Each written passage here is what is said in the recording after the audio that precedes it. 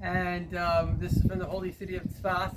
I just want to share an insight, which is this Pesach, we have to remember that there are at least 100 plus Jews that are being held by a vicious, savage, barbaric, sadistic, there's no words to describe how evil this enemy is. And they're just being held. We don't know why they're being held. Maybe this is pure anti-Semitism, I don't know what it is. But the fact is that they are in Egypt, in a worse Egypt maybe than Egypt itself. It's a hell on earth. And it says in Hasidus that sometimes a Jew is in captivity and someone else, somewhere else that is free is able to affect them and their freedom. So many of us are free, but we're not really free. We're stuck. We're stuck in our fears. We're stuck in our worries of what other people are going to think about ourselves. We're not really free to be ourselves. And that's what Pesach is about. It's free yourself. For crying out loud, the world is a free place. Be a free person. Do what you think is right. I'm not telling you what it is, but whatever you think is right, just do it. And forget about the worries and the fears. It's not worth it. You're going to go to, God forbid, a death, worried about what someone else will say. Well, that was a little late. Right now, get ready. They say a joke. When a person's young, they are always worried about what other people think. Then they get a little older.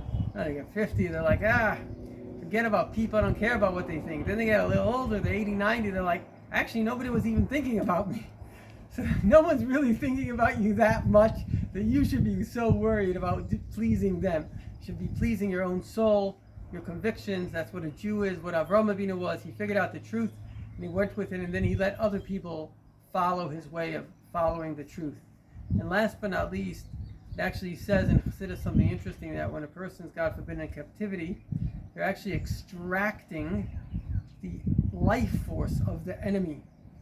I don't want to go too much into the details, but there are various times in Jewish history, where Jews, let's say, whether in communism, whether they're captive to it, and eventually the whole communist empire, was a massive world empire, fell apart.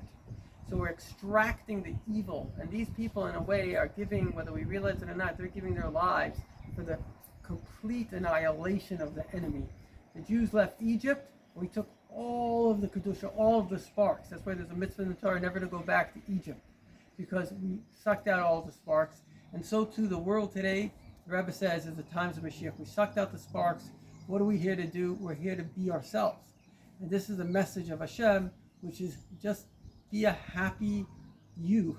And if you do that, you'll release your own soul from captivity, and hopefully we can affect the general redemption. And thank you, Ronnie, for holding the camera.